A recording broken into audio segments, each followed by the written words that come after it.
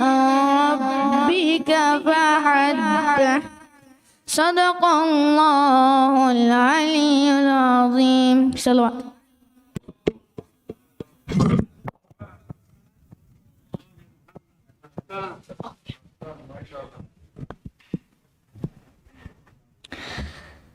In the name of Allah, the most gracious, the most merciful. By the morning brightness, and by the night when it covers the darkness. Your Lord has not taken leave of you, O Muhammad, nor he tested you. And the hereafter is better for you than the first life. And your Lord is going to give you, and you will be satisfied. Did he not find you an orphan and give you refuge? And he found you lost and guided you. And he found you poor and made you self-sufficient. So as for the orphan, do not oppress him. And as a petitioner, do not repel him. But as for the favor of your Lord, report it. Salawat.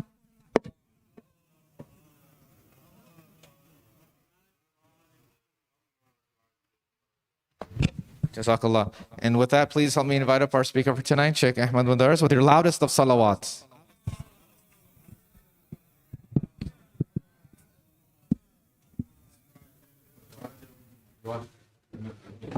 Please. Thank you.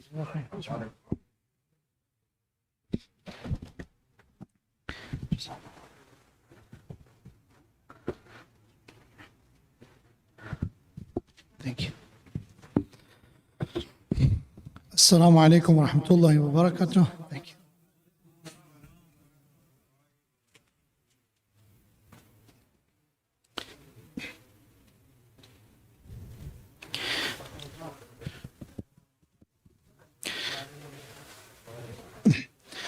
For the honor of Mawlana wa Sayyidina Rasulullah, his Immaculate Progeny, Ahlul Bayt, especially for the honor of Imam of our time and hastening in his return, recite another salawat ala Muhammad wa ali Muhammad.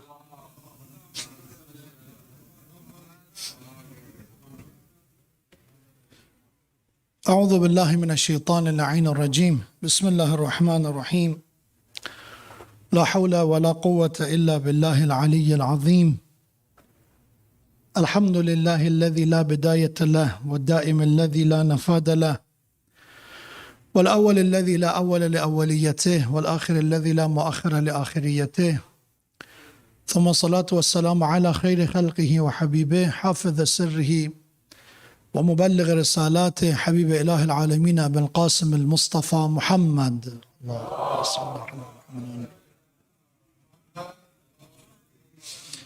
صلى الله عليه وعلى أهل بيته الطيبين الطاهرين المعصومين المكرمين الهداة المهديين سيما بقية الله في السماوات والأراضين. قال الله تبارك وتعالى في القرآن الكريم يا أيها الذين آمنوا إذا قيل لكم تفسحوا في المجالس فافسحوا يفسح الله لكم وإذا قيل انشزوا فانشزوا يرفع الله الذين آمنوا منكم والذين أوتوا العلم درجات والله بما تعملون خبير آمنا بالله صدق الله العلي العظيم.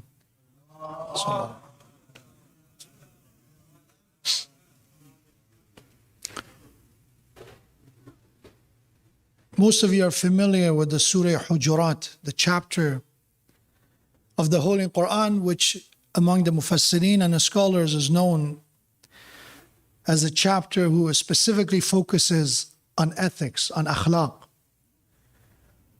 And the reason this chapter is named Hujurat, Hujra is referred to a room or apartment.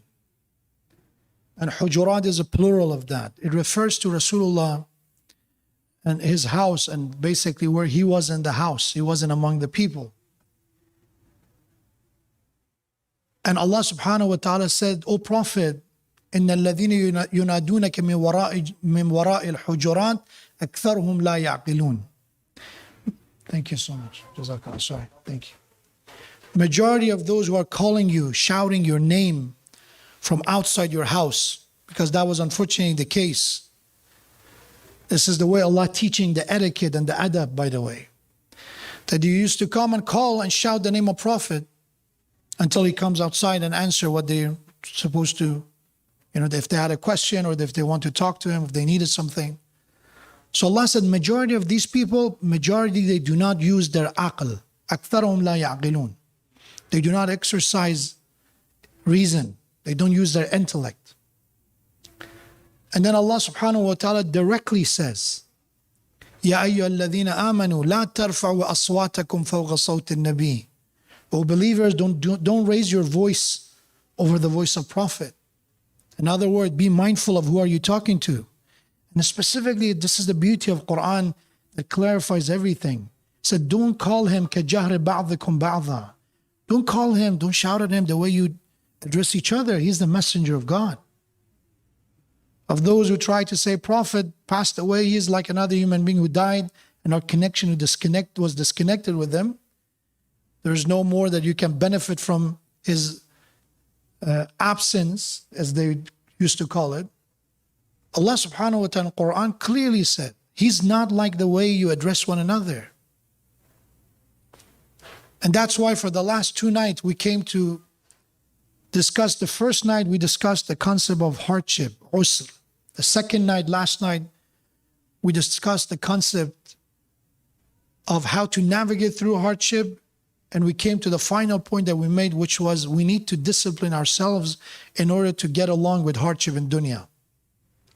If we don't have adab, and again, we define adab as something that is not just discipline. Adab is a way that we learn how to behave, that is mindful, that is controlled, that is precise, and there's a thought behind it. It's not a reaction. It's not an emotional outburst. There is a thought behind that. If it's a speech, if it's an etiquette of how to behave, how to deal, how to respect, there is a reflection, there is thought, there's aql behind it. So tonight I would like to talk about adab. And I think we need to know, this is not just for kids, by the way. This is another misunderstanding that we think when we talk about adab, is all about children. Tell children to have adab, which by the way they should. But this is not just for children. The concept of adab is for all human beings. And the verses I refer to are not referring to children that don't call Prophet the way you call one another. It's talking to grown-up men. The address of Allah subhanahu wa ta'ala with people who are in their their middle ages, their elders. Teach them the adab is the way that Allah subhanahu wa ta'ala addressing them. So when you think of adab, let's not get confused that adab is only for children. This is for every human being. And that's why Imam Hassan as-salam beautifully connected, Allahumma salli ala. So the ayah said, those who are calling you from outside the hujurat, أَكْثَرُهُمْ لَا يَعْقِلُونَ, they don't use their aql. Imam Hassan alayhi salam says that لَا عَقْلَ لِمَنْ لَا أَدَبَ لَهُ. The one who has no adab, the one who doesn't exercise this concept of behavior, that there is a thought, there is a control behind it, that person has no intellect. And then in the other riwayah, Imam alayhi salam says that when it comes to the greatest inheritance that you can leave for your children, La miratha kal adab.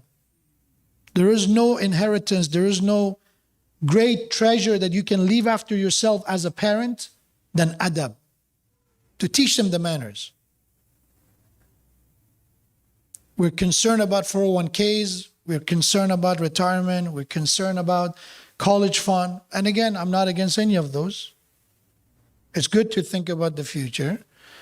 But as long as we don't think that's all we should be concerned about.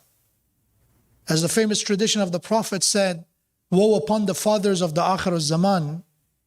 Why? Are they kafir? Are they atheists, non-believers? And Prophet said, no, they're so-called Muslim and they believe they have iman. So why woe upon them? Why such a harsh language? And Prophet says, because they're the one that they're so obsessed with the dunya of their children. They make sure the schedule of the children is filled with different activities about their future of dunya, which is good. but they totally abandon and neglect the akhirah. They don't teach them the adab, they don't discipline them well.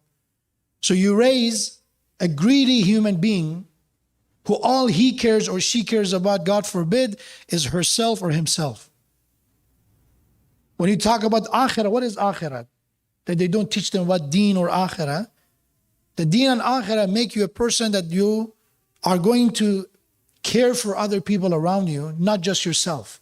Not only people who are physically suffering around you, even those who, because of shortage of guidance, they're suffering. This is a great misunderstanding that we label Amr bil Ma'ruf and Nahy anil Munkar as judgment. Stop being judgmental. Let people do whatever they want. What's the big deal? If they don't like it, they don't like it. How we can say Amr bil Ma'ruf, enjoining people toward good, forbidding them from evil is not a judgment. How we can say it? Because the one who passes a judgment, they don't care. When you go on trolls on social media, they want to hurt people. The bullies, the cyber bullies, they don't care, and purposefully they want to hurt people. They want to make them feel bad. But in Amr bil Ma'ruf and Nahy anil Munkar, the objective is to help people. It's not to make anyone feel bad. It's like if we see if they're standing on a bridge and they want to jump, you try to save them.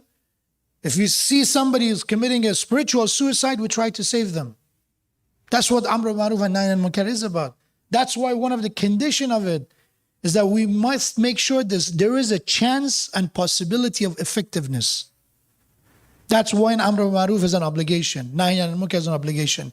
If there is 100% certainty that Amr bil Ma'ruf and Nahy anil Munkar is not going to be effective. We tried it, it backfired. We tried it, and the people, instead of receiving the guidance, they even distanced themselves furthermore. If that's the case, Amr bil Ma'ruf and Nahy anil Munkar is not wajib anymore. It's not. Because the point of it is to save people. If the person who wants to commit that spiritual suicide, they're adamant, they're insisting on it, let them be. Lakum dinukum waliya din, that's the moment we cannot do much. But adab is the greatest inheritance we can leave for them. We teach our children how to live. Not what they need to live with, how to live. If you don't teach adab to our children, what happens? Even if they have all the money in the world, they don't know how to use it, how to utilize it. What happened with that dunya? That dunya becomes a great threat to them. If they don't know how to use it, what happened with a child? Trick-or-treating and Halloween. Please don't start the conversation on halal or haram on that. Just the example. Some children, those who go for it, they start collecting chocolates, right? Chocolates, sweets, and everything around it. If you leave them alone, the youngster ones, they're going to eat all of it. That's the reason there is a good number of children who are being admitted to emergency room the next day because parents didn't pay attention and they start just eating and eating and eating until the point they got sick. So if you leave a man-child behind, a human being who's physically they grew up to be 30-year-old, 40-year-old, but they're a man-child. They act like a child. Or a girl who's 30-year-old, but they act like a child. They don't have the discipline. They don't have the adab. They don't have the etiquette. What happened with that child? Everyone around them will be harmed by them. That's why Imam alayhi salam said, there is no more precious inheritance that you can leave than adab. So let's start with the adab of the adults, then I come to children. Right? Let's talk about the adults. We need that more than anyone else. When we talk about adab, there is a beautiful narration by Prophet. Prophet says, Ana adibullah. Who disciplined me? Who taught me adab? Allah did. I am adibullah. Wa aliyun adibi. And Ali alayhi salam is the one that I taught him the adab. So I passed down to him. And then he continued with tradition to talking about the qualities, the merits. The concept is that when we connect to Ahlul Bayt, what's the point of connecting to Ahlul Bayt? Even when we come to these majalis. One of the objectives must be this, that inshallah we become the adib of Ahlul Bayt, right? We become disciplined and learn adab from them. Otherwise, what's the point of coming here? What's the point? How many times we heard the tradition of Imam Kadhim alayhi salam, Man sawa yawmah fahuwa maghbun. Anyone's today and tomorrow, 2 days, consecutive days are identical. Means you're the same person you were yesterday. Not even a small epsilon of good was added to you. I'm not talking about drastically overnight changing, not a small amount of good. I was someone who's doing ghaybat, 20 times today, tomorrow I decrease it to 19. Today is different from yesterday. Imam Kazim said, but if it's not the case, today and tomorrow you're identical. فَهُوَ مَغْبُونَ. Ghabn is someone who invests in a business and then you lose your investment. Dharar is that when you invest in a business and then you don't make profit. That's what dharar is. You still have the investment, you have the original money, but you don't make profit. But ghabn is that you invest and then you lose the original money. So if somebody is in that situation, that today and tomorrow the gift of God, life is going on, and we're not going to take it back. None of us are going to get it back. And it did not add anything to me. That's a ghabn. That's a great loss. So if I come to majalis of Ahlul Bayt, and when I leave, I did not learn any adab from it. Or God forbid, I reduced an adab. Because remember, crying for Sayyid al-Shuhada is such an honorable act. We have riwayah, we have tradition. But just crying alone, even for Imam Hussain, not all crying are identical. Do you know in the history that Umar ibn Sa'd cried for Imam Hussain? You knew that, right? After the Shahada of Imam Hussain alayhi salam, when they were looting the tents and khiyam and the camp of Imam al-Hussain, Umar ibn Sa'd knew Imam Hussain alayhi salam. They were childhood, they grew up together. So he saw that his soldiers are looting even the earrings of the children. He started crying. Said, loot the tents, leave the children alone. He felt bad after killing of Imam Hussain. So if you feel bad for Imam Hussain and we're crying, we get to that level, if that's the only reason we cry. People of Kufa cried because they felt bad. When Hazrat Zainab and Imam Zain al-Abidin came to Kufa, Kufa and Sham were very different. Sham, they were celebrating and clapping and laughing. But in Kufa, people began to cry, weeping. And what Hazrat Zainab said to them? What's the point of your tears? We don't need your tears. Why? Because that tears means nothing. You're not even doing anything right now. You see me. If you really felt bad for Imam Hussain alayhi salam, if you feel truly regretting what you did, you wrote letters and you betrayed us. Now you see me, Sakina, Ruqayya, Kulthum, Zain al-Abidin in chains, and you still do nothing. What's the point of your tears? What do we need that tear for? So if you come to majalis of Ahlul Bayt and we cry, Imam Hussain doesn't need our pity. We know that, right? He doesn't. He is Sayyid al-Shuhada. The tear of pity for Sayyid al-Shuhada is that we cannot do anything in that sense because he is standing in a pinnacle of Iman and we're here. So what he needs our pity for? He is Thar Allah. He has all the names and titles that he is Warith Adam, Warith Nuh. He has all those qualities. So he doesn't need our pity. So what do you need that tear for? The tear is the power of transformation.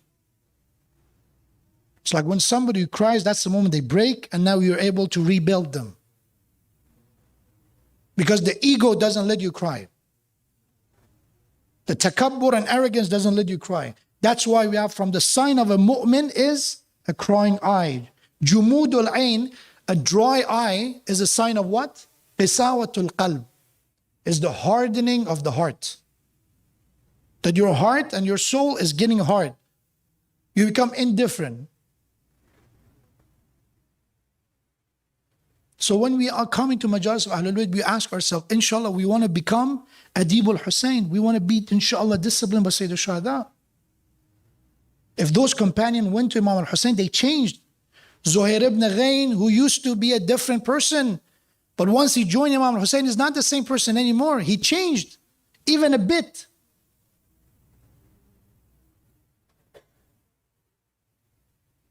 It's so sad that, again, our children are watching us.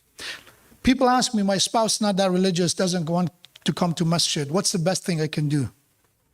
And I tell them, be different after the majlis of Ahlul Bayt. Be different after masjid. Show them. Because we insist so much on going to centers, going to majalis. Why?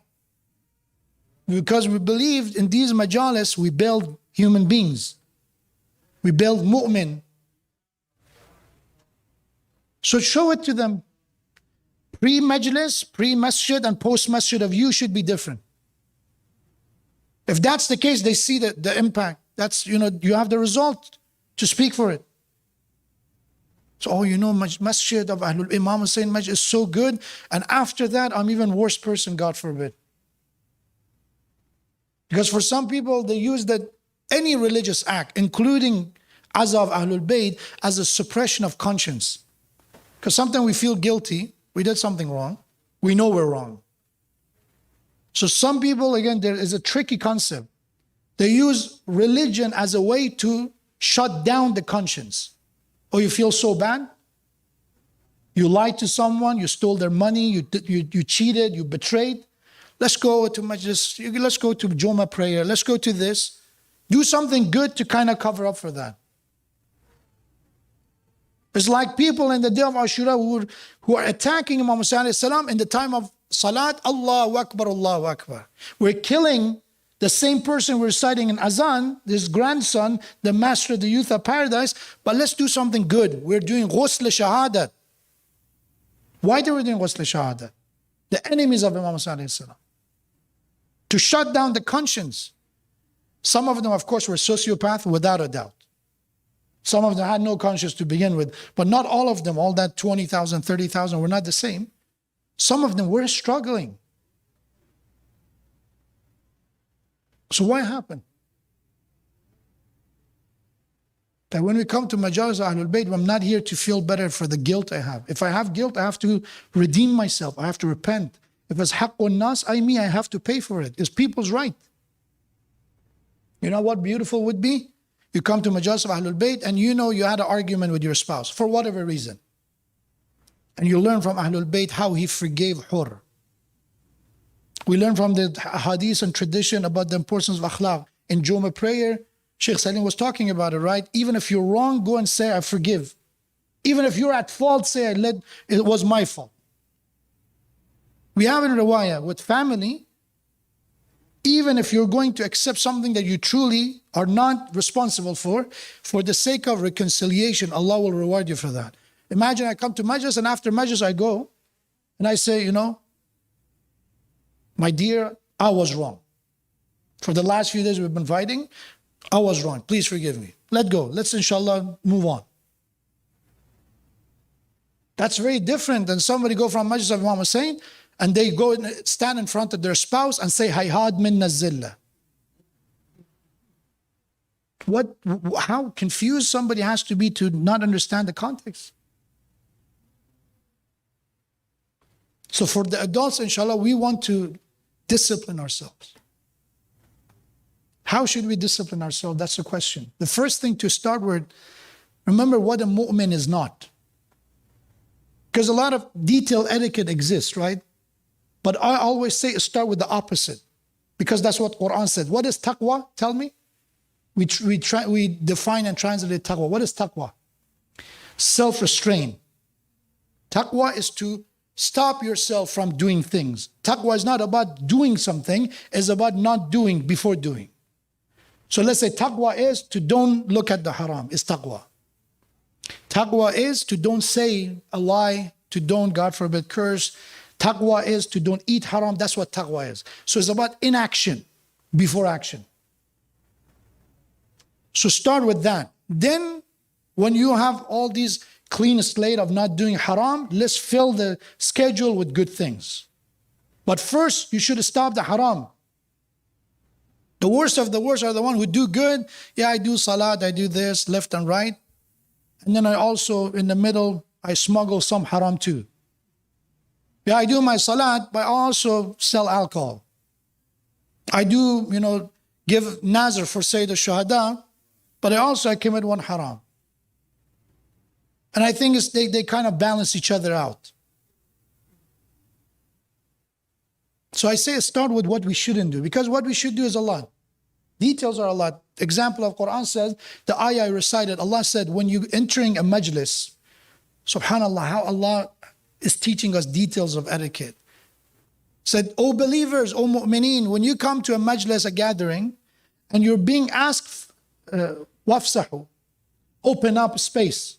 It's a busy day. It's a lot of people showing up. It's a day of Ashura, it's Eid. It's a tight place. They're asking you to open up. That's what exactly happened in Rasulullah's time. A lot of people are coming, so they're being asked, open up. So it shows if this ayah revealed, people did not open up. They did not give a space to some others. I came first. You snooze, you lose, right? You came late and you want the best place right now? Quran is teaching the adab. Let go. Give a space. Make a space for others to sit. Yafsahillahu lakum. If you make room, Allah will make room for you. It's not going to be in waste. Don't think that they feel smart. And if you do it, that makes you a fool because you let them sit. No, Allah will compensate you for that. That's the beauty of adab. The details to that extent. But what we shouldn't do as adults, specifically adults. There's a hadith of Imam Sadiq alayhi salam, Sayyid al-Salawat.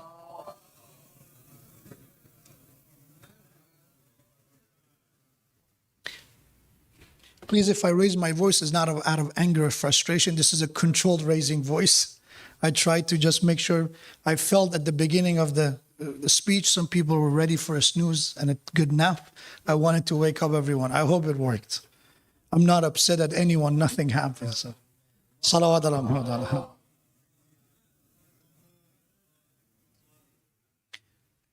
Imam Sadiq alayhi salam said, a mu'min, you cannot find 6, let's call them illness or flaw of character. There's a mu'min, they already patched up these flaws. You cannot find. La takuna fil mu'min. You cannot find in a mu'min 6 illness, 6 issues. What are they? These are the 6, inshallah, how we want to discipline ourselves as an adult. As an adult, then inshallah I go to children and finish with that. The first one, Imam Sadiq alayhi salam says, is the key. Said, a mu'min, you cannot find al-usr. Usr, going back to the difficulty that first night we covered, it means a mu'min is not a difficult person. Mu'min faces difficulty, but he or she doesn't cause difficulty. So you cannot find usr, difficulty, complication in a mu'min. What I mean by that, a mu'min is not a picky eater. It's not difficult to provide them a meal. Imam alayhi salam, how many times we heard this narration? If he was guest somewhere, he would make it contingent to accept the invitation if you're not going to make anything different from your usual meal. Please, I've heard some people, they drop off on people's house because they don't want to. Don't do that. Because we want to say, I don't want to trouble people.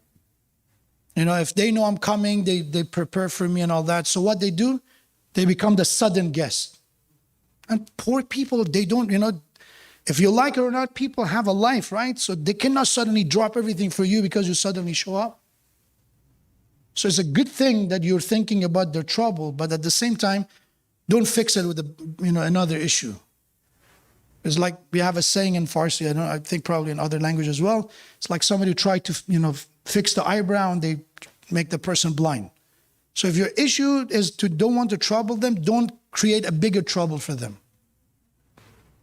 But Imam Ali's concept is that don't be difficult. This is exception from people who have allergies and have issues and people with health diets. This is exception because this is a matter of harm. I'm not referring to them. I'm talking picky eaters. It's just difficult to make a meal for some people. Or if they want to sleep, they need so many things around them. Again, not people with issues like some people they just had a surgery. I'm not saying, oh, please come and lay down on the ground. Understand the context. A mu'min is not a difficult person. It's not difficult to forgive. They easily forgive. I'm sorry. Okay. No. The day you disrespected me, where were we?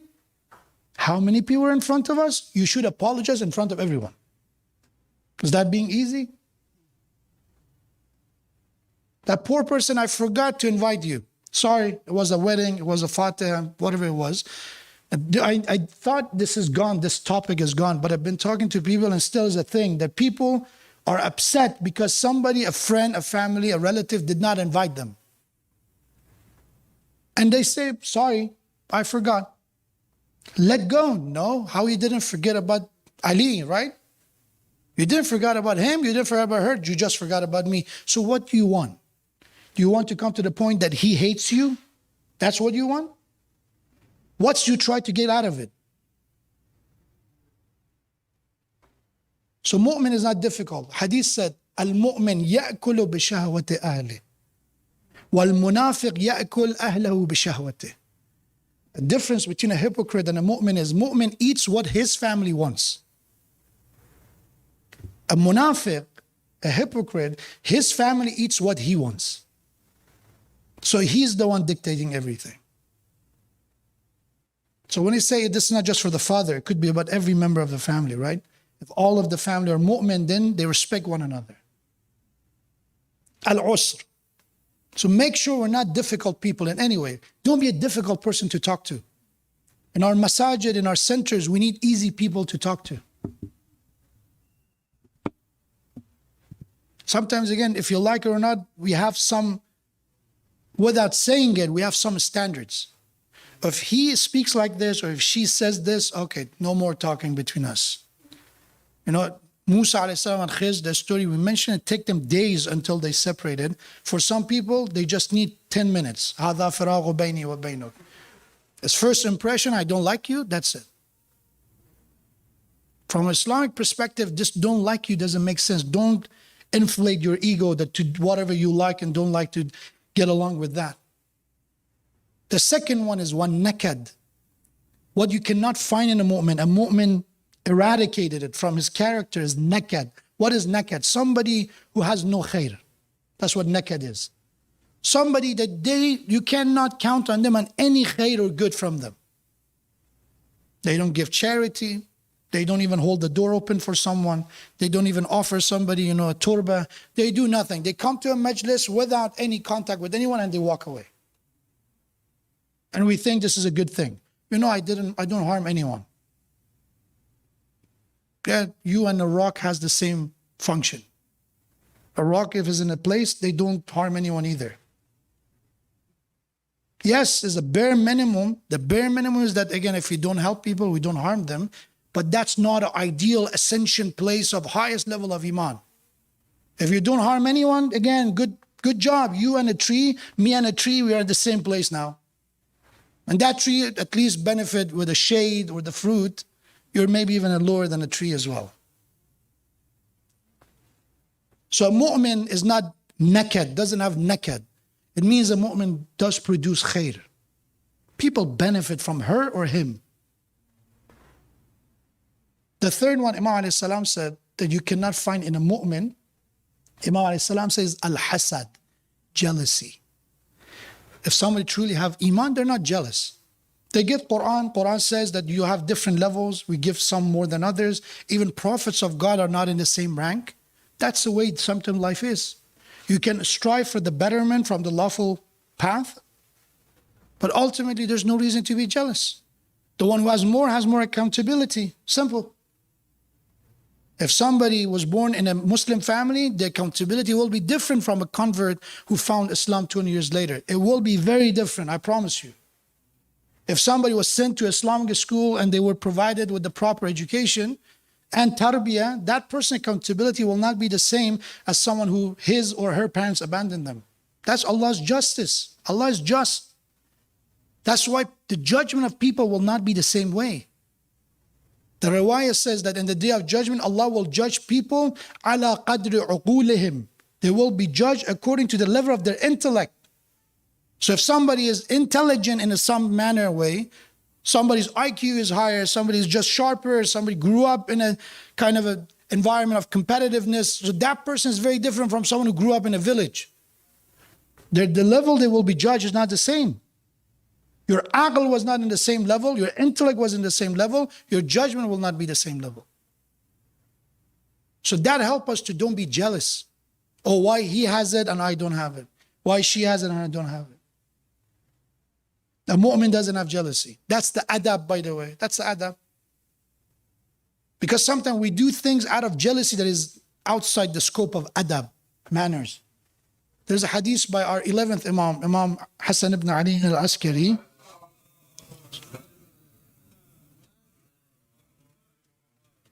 Imam alayhi salam says, إظهار الفرح, to express happiness in front of someone who is grieving, someone who is sad, somebody who's sorrowful, is not from adab, is outside adab. Just show happiness. Somebody's child, for whatever reason, they're not that, let's call them, they're not in the right path. And all you do in front of them, just walk on, my son Ali, let me tell you about my daughter. This idhar al-fara in front of somebody who's grieving, what's the point of that? Are you trying to make them feel better? So it's very critical. It's not a halal or haram concept, but it's about adab. And these details are make a community that is very, very open and is a way that you bring the ummah, the community together, or is a community that is, God forbid, all it does is just rejects. When we express happiness in front of someone who is grieving, for sure, we will not encouraging them to come back and sit down with us again. And sometimes we do it out of jealousy. Oh, one day they had something and I don't have it. And social media is not doing us any favor, making it more difficult. So you cannot find jealousy in a mu'min. That's number 3. Number 4, Imam alayhi salam said you cannot find in a mu'min al-lajaja. This is Imam Sadiq's tradition, right? Lajaja is to be stubborn. It's just my way or highway. That's it. I was in a center in the middle of Muharram. And people, suddenly in the middle of my musibah, there is an altercation somewhere in the community. Again, it was not in California. It wasn't in California. But it was a Shia community. In the middle of Muharram, in the middle of musibah, there's altercation. And the lights is going on and off and on and off. And after the program, I went and said, what's going on? There's some, was some issue with the circuit or some issue. What was the noise from? So, there was some brothers who say, we have to turn off the light when the Imam or the Mawlana is doing musibah. And the others say, no, we have to leave it on. And I said, so what? Let it go. So no, but they were literally doing, one of them was turning it off and another would go turn it on. It's comical. But it's because of lajaja. It's not the religion of Allah depending on that light, if it's on or off. But what it did, it distracted everyone. The whole point of the majlis is connecting with the Imam. And that is the moment that you do. And this, if there is a benefit in the turning it off or leaving it on, is to increase that attention, give a privacy, or let people, be able to do it without the darkness, whatever it is. It's not going to get the result because now everybody just pay attention to the light. They don't even listen to musibah anymore. Lajaja. Who's lajaja? The one who's just, stuck on something and it should be his way. A mu'min is not. Yes, on the matter of haqq and truth, we don't negotiate. Yes. It's not ours to begin with. Right? It's not mine. I can say, okay, from tomorrow somebody come and said, okay, from tonight we're going to pray this way. No, Sheikh said, don't do lajaja. No, that's not the case. It's not mine to donate or to let go. It's the command of God. But the light is not the command of God, let it go. And the example goes us to other things. Lajaja is when the things are not necessary. And how many communities, unfortunately, they are divided over these issues. Over these issues. Because one side is not ready to find even a compromise. Somewhere in the middle. A mu'min doesn't have lajaja. Number 4. Number 5, Imam alayhi salam said, al-kidhb, lying. A mu'min is never untruthful. They asked Prophet, is it possible for a mu'min to be scared? Jubn is fear. Sometimes somebody who's not that brave. And the Prophet said, yes, it's possible. A mu'min could have fear. Level of people's bravery is not the same. How many times we know the story of Muhammad ibn Hanafiya going to the battle and coming back? So it's mu'min, but the level of bravery is not the same. That's fine. It could happen. They ask Imam alayhi salam, is it possible for a mu'min to have bukhl, stinginess? They give the wajibat, but they're not that generous, right? They're a bit stingy. They don't give too much to charity. They're not that generous. They're not. And Prophet said, yes, it's possible. You can still have iman, and you're not that generous. The generosity is a bonus, right? It's a quality on the top of iman. So level of iman increases, the generosity increases. And then they ask, is it possible for a mu'min to lie?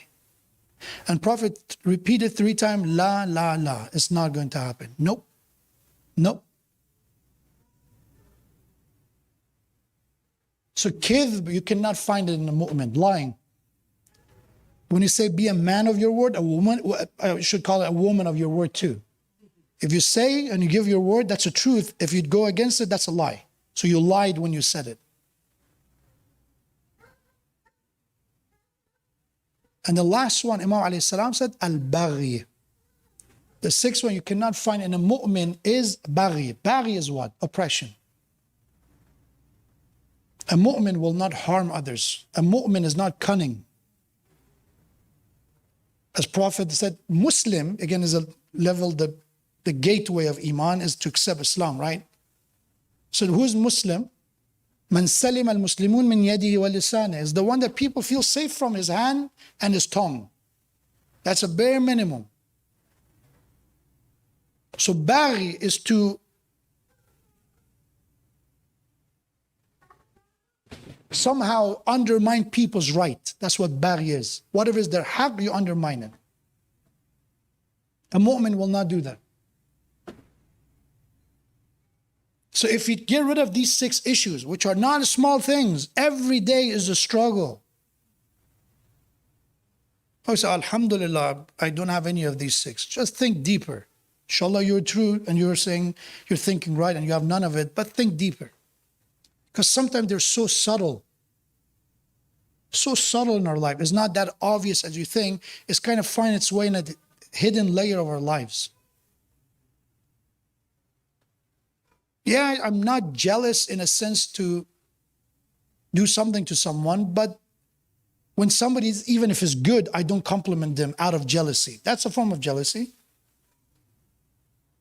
I don't give the credit to someone when it's due out of jealousy. Yes, you don't say a lie about them to undermine their integrity, but you don't do anything, on the other hand, to fight that sense of jealousy either. There are levels. So for adults, focus on these 6. Write them down. Think about them that, okay, inshallah, I go to next weekend is Majlis for Arba'een. Inshallah, every night I come back, there's something different. There is improvement that inshallah, I led Imam Hussein to teach me adab. I led Imam Sadiq to teach me adab. The hadith of Imam Sadiq narrated from multiple Imams said, Jarru ilayna kulla mawadda. Bring all the love toward us. Attract all the love toward us. How we can do it? To bring all the love toward Ahlul Bayt. Because we say in Ziyarat al-Jami'ah, Man ahabbakum faqad ahabba Allah. If you love Ahlul Bayt, you love God. They are the awliya Allah, they're hujjatullah, they are the wasila. So Imam said, bring people to us. Attract their love. How is that possible? If I come to the majalis of Ahlul Bayt and people see I'm not a difficult person, I get easier to deal with, I'm easier to forgive, I let go of things, I I forgive my haqq. I forgive my haqq. Imam Hussein did not negotiate on haqqullah. But when it comes to his personal haqq, he did forgive. He did forgive his personal haqq. In the matter of religion, he didn't negotiate. It's not his to negotiate. لطلب الإصلاح في أمة جدي. But when it comes to personal issues, he always forgive. Otherwise, why you should have forgive Hur? Why? He's the one who caused fear in the hearts of Imam al-Hussein's family. He's the one who stopped and did not let Imam Hussein to leave. But it's personal to him, and Imam said, I forgive you. He didn't even let him repeat his apology or tawbah. As soon as he came, he was crying.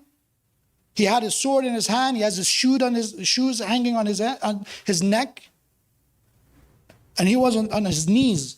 And Imam alayhi salam hold him on his shoulders and help him to stand up. So stand up. That you're truly worthy of your name, that your name is Hur. That you're free-spirited the way your mother named you. What is unique about Hur, by the way? Not that many people change their side. One thing unique about Hur is adab. This adab.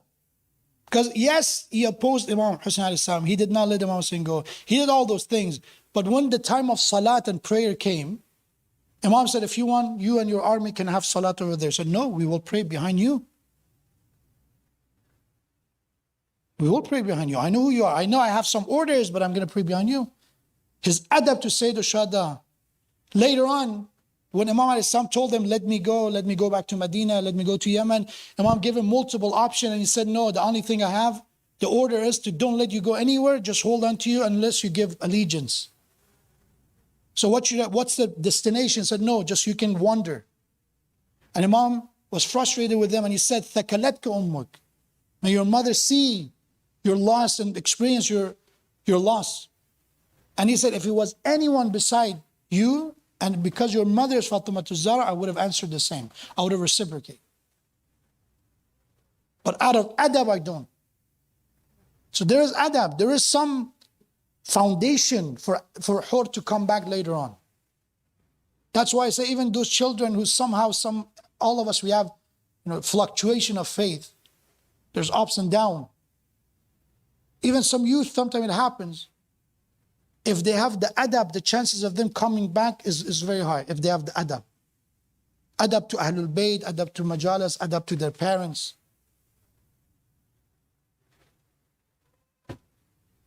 That's about adults. About children, how we should teach them adab. It's again topic, and inshallah maybe in the future if I come back we can elaborate more on that. But the tradition of the Prophet is أَدِّبُوا أَوْلَادَكُمْ عَلَى ثَلَاثٍ. When it comes to adab, there are three things that you have to discipline and kind of teach the adab to your children about them. What are they? Number one, حُبَّ نَبِيِّكُمْ. The love of your Prophet. You teach them the love of Ahlul Bayt. That's the adab, right? When they hear the name of the Prophet, they should say, Salawat ala Muhammad wa ala Muhammad, right? Oh. Thank you. You don't know? That's the adab that Allah is teaching us. Inna Allah wa malaikatahu. Teaching us a lesson that Allah said, I myself exercise this. Do you know every other command, Allah is not following that command, right? Aqimus salah, all the other orders is to Allah. The order that you find in Quran that Allah Himself is practicing it is this one. Inna Allah wa malaikatahu yusalluna ala nabi. So you teach the love of Ahlul Bayt from the childhood. You may ask how? The first thing you start with, is, which is very, very critical, is to teach them the adab toward the Prophet. You hear the name of the Prophet, you see this simple thing, even in the khutbah, when we hear the name of the Prophet, we do this. Right? A simple gesture, which is kind of act of respect. It's adab. You hear the name of the Prophet, you say what is being ordered to us by Allah. Number two, وَحُبَّ أَهْلِ بَيْتٍ. Interestingly, Ahlul Sunnah have this narration in their books. This book, of أَدِّبُوا أَوْلَادَكُمْ عَلَى ثَلَاث.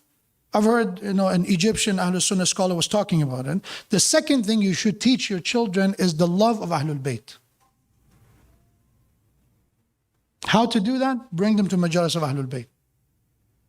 Inshallah, and they see love in the Majalis of Ahlul Bayt, that increase their love to Ahlul Bayt. When you wear black, that's a symbol.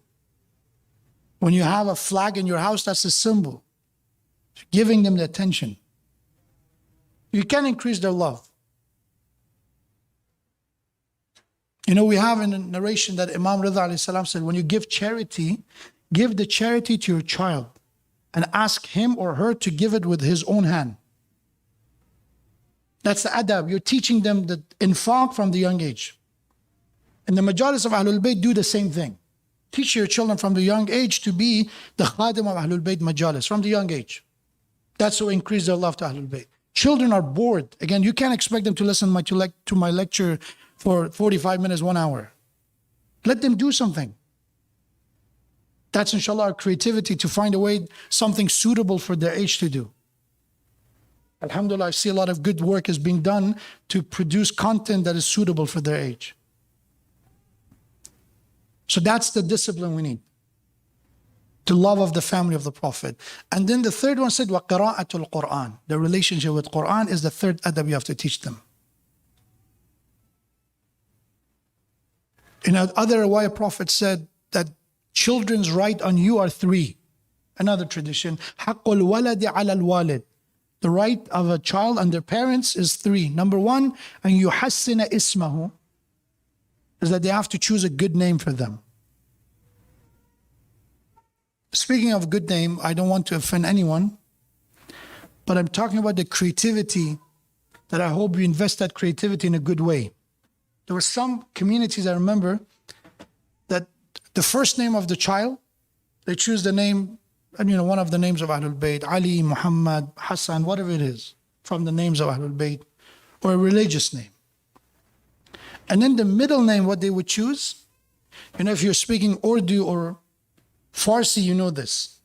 When in Farsi has a word of endearment, they add one thing called John to the end of the name, right? Like Ali John, Hussein John, Fatima John, for example. So the word John means my soul, my life. It's a good thing. And this, again, creativity to the next level, as I'm saying. The name was Hassan, right? But the middle name was John. But not that John with that spelling, right? The other John. If people ask, why is it? No, it's not that John, it's Hassan John, right? It's not about, again, sometimes people do whatever they want to do, but the children's their decision. But that name selection, it shows how much something is important to me as parents and what I'm passing down to my children. It's one gesture. It's not all of it is one gesture. It shows that as a parent, I have identity crisis myself. It shows that as a parent, somehow I feel inferior because of these names, that I need something to balance it out. Or it could be none of that. You just don't want your child to be bullied. Some people said that's what I do it. But that's not going to stop being bullied. What are you going to do with their skin? How you can change that? If you change, and again, they will be bullied because of hijab. Okay, they remove their hijab. It will be done. They will not be abused. You are trying to get rid of the equation, the whole problem that you think there's no solution to it. But the problem is still there. And then the second one said, وَأَدِّبُوا. So, أَنْ يُحَسِّنَ إِسْمَهُ is number 1, to choose a good name, beautiful name, that is connected to their identity, to their faith, to their heritage. And the second one, أَنْ يُحَسِّنَ أَدَبَهُ. You discipline, you teach them adab well. And وَيُعَلِّمُهُ الْكِتَابَ. The third one is to teach them writing. So educate them. The third one, we do a good job, amazing job. Especially in Bay Area, I'm pretty sure everybody do a good job, Said, وَيُعَلِّمُهُ الْقُرْآنِ يُعَلِّمُهُ الْكِتَابَ is about education. So they put time there. But يُحَسِّنَ أَدَبَهُ, which is teaching the etiquette, we need more investment. Inshallah, many, alhamdulillah, I see many mu'addab, many discipline and children with adab, without a doubt, I can see it. But there are examples that you can see there's a shortage. And in order to do that, we need to first, inshallah, be mu'addab ourselves. I finished with one story from Fatima Zahra, salamullah alayha.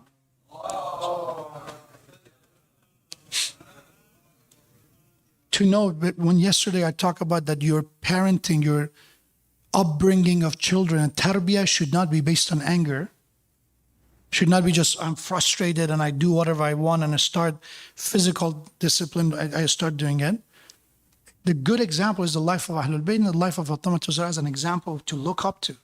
So we have that one day, Imam al-Hassan, Imam al-Hussein, they got lost. And the riwayah said that Hazrat Fatima, she went between her house and the masjid 70 times, 70 marra. So imagine a mother who's worried,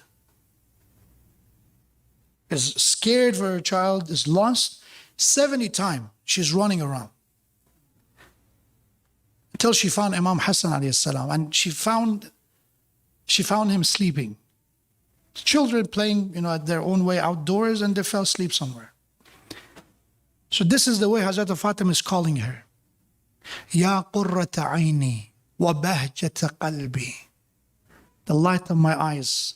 This is the way she's waking him up. Wa bahjata qalbi, the joy of my heart. Wake up and let's help to find your brother Hussein.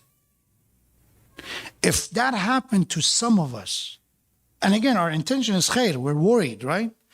What is the first thing happen to that poor child? This idea of nifreen. Nifreen is that when children are, they are playful.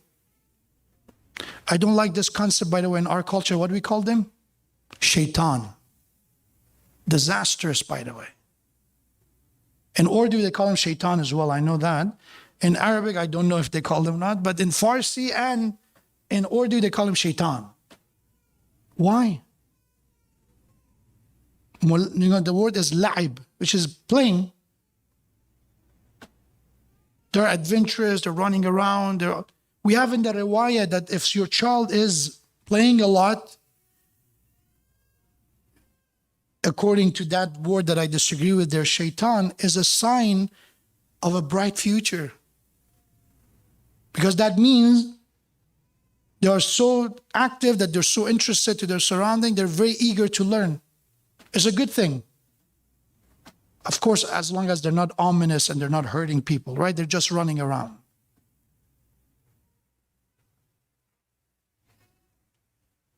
It's very, very sad that we have these examples and the way we treat our children is not according to that model that is already being here for us.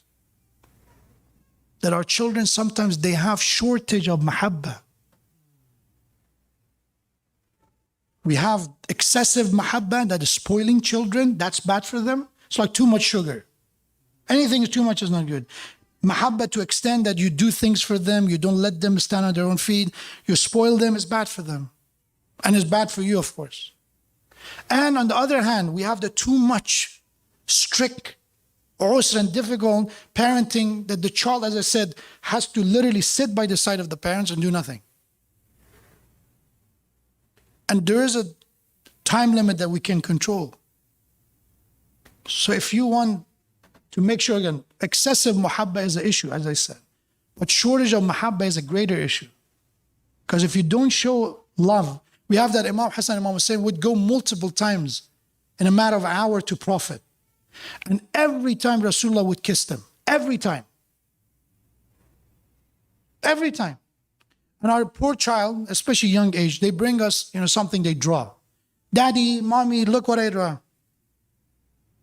I've been a witness, and a father, again, probably had a rough day. He said, so, okay, what do you want me to do? What do you mean, what do you want to do? Okay, good job. And even the tone It doesn't say good job. The tone is much more important than what you say. It's better to say okay with excitement than good job with that tone, right? So mahabba, if you don't show, especially to daughters, fathers, please show mahabba to your daughters. If you don't, then they have to look somewhere else for that mahabba.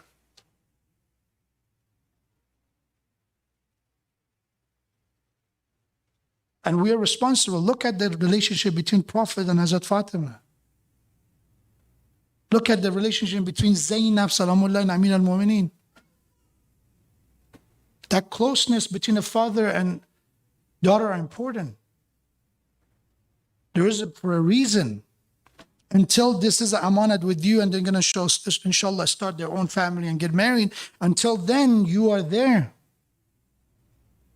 So don't let it to come to a degree that they beg for mahabba somewhere else. That's part of the adab. Adab is not just a swinging hand of physical discipline. It's about controlled behavior. It's know when to compliment, when to encourage, and know when to also discourage a bad behavior as well. The hadith said, وَلَا تَضْرِبْ, don't hit your children. Wahjur, I said, kind of, wahjur means show them less attention to know that what they've done is wrong. وَلَا تَطَل, but don't extend it, do not prolong it.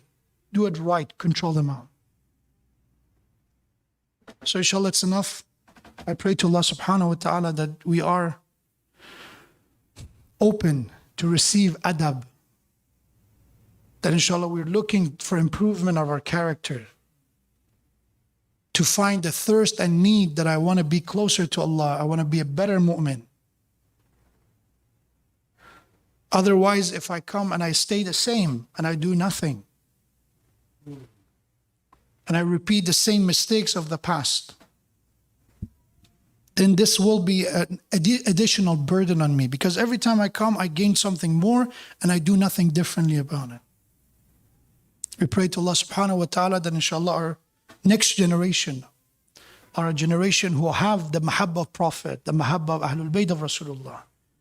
And as a generation who have families and parents who teach them adab is not all about just a strict discipline, but is also about compassion, is also about love, is also about patience.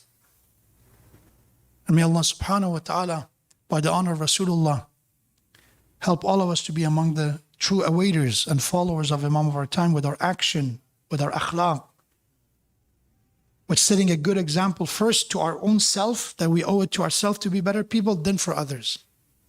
Don't do good because of children, do good because I need it for my own self. قُوا أَنفُسَكُمْ وَأَهْلِيكُمْ نَارًا, Quran says. First protect yourself from deviance, from misguidance, from decay, then your family. Let's say salam to our fourth Imam. These days we commemorate Shahada of Hazrat Ruqayya, Hazrat Sakina. We also mention Imam Hassan Islam first night. But when we talk about post-Karbala, one thing and one name that comes over and over, the one who continued for days to come, for months to come, the hardship and the challenges that he faced, the bala that continued, is our fourth Imam, Imam Zain al-Abidin alayhi salam. Let's say salam to our fourth Imam. May Allah give us the tawfiq of ziyarat of Imam Zain al-Abidin in Baqi Cemetery, inshaAllah. السلام عليك يا علي بن الحسين يا زين العابدين يا ابن رسول الله يا حجة الله على خلقه يا سيدنا ومولانا إنا توجهنا واستشفعنا وتوسلنا بك إلى الله وقدمناك بين يدي حاجاتنا يا وجيها عند الله اشفع لنا عند. One more time. يا وجيها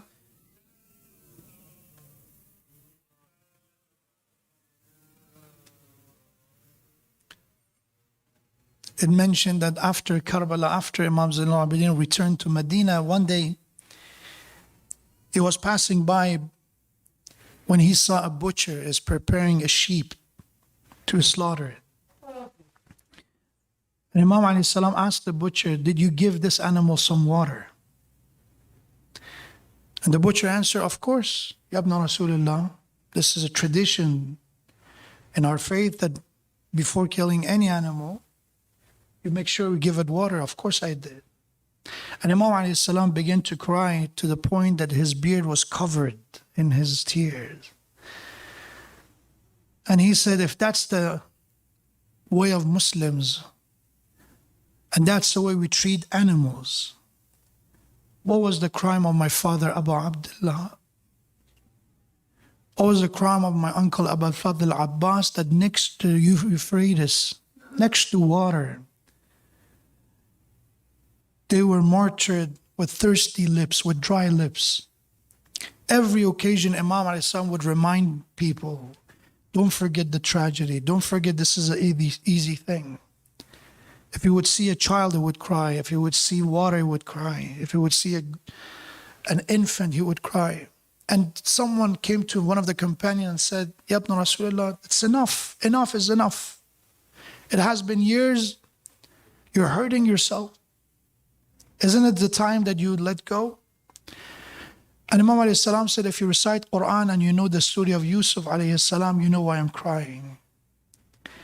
When Yusuf was separated from his father Yaqub cried to the point that he lost his eyesight. And the only thing happened was that Allah separated them. Yusuf did not die. We have that after the bloody shirt of Yusuf, Yaqub alayhi salam told him that Shaitan is the one who misguided you. How can I stop crying when I was not just separated from my beloved brothers, from my beloved father? Instead, I saw their head on spears for days to come. Assalamu alayka ya madhlum ya Aba Abdullah. When Imam Zain al-Abidin with the rest of Usara, they were showcased from city of Kufa to the city of Sham. One of the companions of the Imam by the name of the Sahl Sa'i, he said, I didn't know about this until I saw Imam Zain al-Abidin alayhi salam with shackles on his hands. He's being carried on a camel in the streets of Sham and Kufa. I approached the Imam and I said, Ya ibn Rasulullah, what happened? Why you are in this place? Imam alayhi salam said, Sahl Sa'i, have you not heard about day of Ashura? My brothers and my father, my uncles, one by one, they were martyred. And look at the head of my father, Abu Abdullah, in front of us. Sahl Sa'i started to cry and said, Ya ibn Rasulullah, what can I do for you? Imam said, Sahl Sa'i, can you bring me some fabric? I quickly went, find some cloth. I brought it and I asked, what do you want me to do with it? Imam alayhi salam said, can you pick up these chains and shackles? There is a heating, a scorching sun. These are, they're metal, of course, they're heated, and now they're burning my skin. Can you lift up these shackles from my body and put them between my skin and the shackles? He says, as I pick up the chains, I saw the blood flowing. I placed the fabric. He looked at me and said, Oh, Sahl Sa'i, I have one more request. Of course, Ya ibn Rasulullah, what else I can do for you? Imam said, can you pay, if you have some money, can you pay the soldiers with the spear who has the head of Shuhada? He is showing them to the daughters and orphans of Abu Abdullah. Tell them to go a bit forward. Let these children to cry for a bit. When Imam al-Baqir alayhi salam purposed the body of Zain al-Abidin, his father, we have that suddenly they provided a room for Imam to wash the body. In the middle of the ghusl, Imam Baqir alayhi salam suddenly began to weep and cry. What happened, Ya ibn Rasulullah? He said, as I'm washing the body of my father, I see all the remaining injuries that he endured during the time of Isarat. Ya Zayn al-Abidin, at least at the last moment, your son Imam Baqir was the one who washed your body. But the body of Abu Abdullah remained on the land of Karbala for 3 days.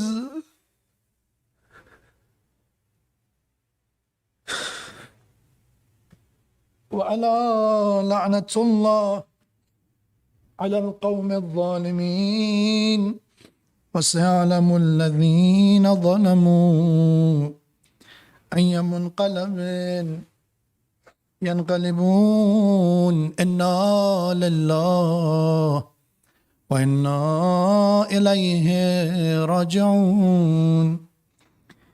يا الله يا رحمن يا رحيم يا مقلب القلوب ثبت قلوبنا على دينك. Ya Allah, hasten in return of Imam of our time, Imam Sahib al-Asr wa Zaman. Help us to be among the awaiters, Muntadhirin, and the Shia of Imam of our time. Ya Allah, all those who are ill, mareed, those who have physical illnesses, mental health issues, especially those who are dealing with this pandemic, Ya Allah, provide them relief. Ya Allah, by the honor of Imam of our time, from these majalis, from what we learn, give us the tawfiq of practice and amal. By the honor of Imam Zain al-Abidin, from these majalis, send a thawab, a tuhfa to the soul of our amwat, our marhumin, especially our parents who are not with us any longer. اللهم صل على محمد وآل محمد وبارك على محمد وآل محمد وارحم محمدا وآل محمد كأفضل ما صليت وباركت وترحمت على إبراهيم وآل إبراهيم إنك حميد مجيد. Inshallah, we conclude our majlis with the azah of Sayyid al-Shuhada. Ya Hussein, Ya Hussein, Ya Hussein, Ya Hussein, Ya Hussein, Ya Hussein, Ya Hussein, Ya Hussein, Ya Hussein, Ya Hussein, Ya Hussein, Ya Hussein, Ya Hussein, Ya Hussein, Ya Ya Hussein, Ya Hussein, Ya Hussein, Hussein ya Mawla ya Mawla ya Mawla, Hussein ya Mawla ya Mawla ya Mawla, Hussein ya Mawla ya Mawla ya Mawla, Hussein ya Mawla ya Mawla ya Mawla. Thirsty Ruqayya, thirsty Abdullah, we just need water, Father some water. Where's your flag bearer? Where's your flag bearer? Son of Fatima, son of Fatima. Hussein ya Mawla ya Mawla ya Mawla, Hussein ya Mawla ya Mawla ya Mawla, Hussein ya Mawla ya Mawla ya Mawla, Hussein ya Mawla ya Mawla ya Mawla. Hussein's all alone, Ya Qasim has gone, Ali Akbar's gone, Abu Fadil's gone, even Abdullah, even Abdullah, Hussein wa wayla, Hussein wa wayla, Hussein ya Mawla ya Mawla ya Mawla, Hussein ya Mawla ya Mawla ya Mawla, Hussein ya Mawla ya Mawla ya Mawla, Hussein ya Mawla ya Mawla ya Mawla. Zainab cries Allah, where's Abu Abdullah? Where's Ali Akbar? Where is Abdullah? Where's my Alamdar? Where's my flag bearer? Where's my protector? Where is my Abbas? Abbas flag bearer, flag bearer, flag bearer. Abbas flag bearer, flag bearer, flag bearer. Abbas flag bearer, flag bearer, flag bearer. Abbas flag bearer, flag bearer. flag bearer. Now the tent's on fire, shackled Ruqayya. Zainab, have you seen? Zainul Abidin, Ilan locked in chains. Zahra cries in pain. My Hussein is slain. Where is my Hussein? Hussein, ya Mawla, ya Mawla, ya Mawla. Hussein, ya Mawla, ya Mawla, ya Mawla. Hussein, ya Mawla, ya Mawla, ya Mawla. Hussein, ya Mawla, ya Mawla, ya Mawla. Your head on a spear, my eyes filled with tears. Your body trampled, why were they so cruel? And it still hurts me, and it still hurts me that you died thirsty, that you died thirsty. Hussein, ya Mawla, ya Mawla, ya Mawla. Hussein, ya Mawla, ya Mawla, ya Mawla. Hussein, ya Mawla, ya Mawla, ya Mawla. Hussein, ya Mawla, ya Mawla. Zahra cries Hussein, Zainab cries Hussein. My tears cry Hussein, my heart cries Hussein. Hussein cries out last, Hussein cries out last. Where is my Abbas? Where is my Abbas? Hussein, ya Mawla, ya Mawla, ya Mawla. Abbas, flag bearer, flag bearer, flag bearer. Hussein, ya Mawla, ya Mawla, ya Mawla. Abbas, flag bearer, flag bearer, flag bearer. Take me to Karbala, leave me there. Take me to Karbala, leave me there. Take me to Karbala, leave me there, leave me there. Hussein,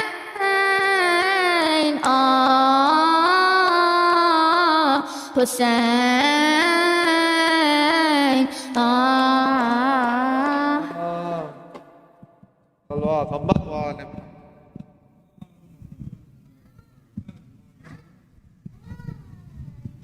اللهم أنت السلام ومنك السلام ولك السلام وإليك يعود السلام. سبحان ربك رب العزة عما يصفون وسلام على المرسلين والحمد لله رب العالمين. السلام عليك أيها النبي ورحمة الله وبركاته. السلام على الأئمة الهادين المهديين. السلام على جميع أنبياء الله ورسله وملائكته. السلام علينا وعلى عباد الله الصالحين. السلام على علي أمير المؤمنين. السلام على فاطمة الزهراء سيدة نساء العالمين. السلام على الحسن والحسين سيدي شباب أهل الجنة أجمعين. السلام على علي بن الحسين زين العابدين. السلام على محمد بن علي باقر علم النبيين. السلام على جعفر بن محمد الصادق. السلام على موسى بن جعفر الكاظم. السلام على علي بن موسى الرضا المرتضى. السلام على محمد بن علي التقي الجواد. السلام على علي بن محمد الهادي النقي. السلام على حسن بن علي العسكري الزكي. السلام على الحجة بن الحسن القائم المهدي. عجل الله تعالى فرجك وسهل الله تعالى مخرجك وظهورك. صلوات الله عليهم أجمعين. السلام عليكم يا أهل بيت النبوة جميعا ورحمة الله وبركاته.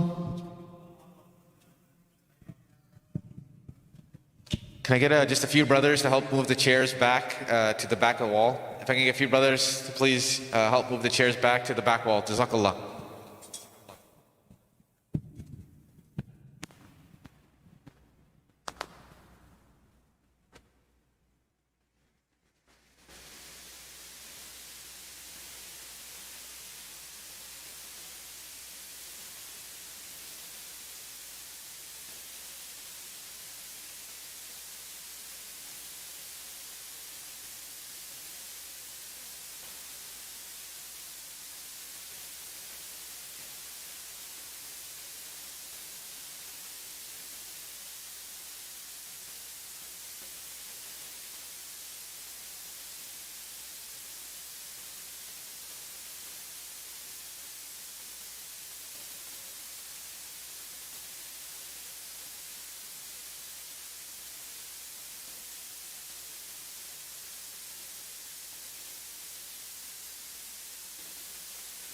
اللهم صل على محمد وآل محمد.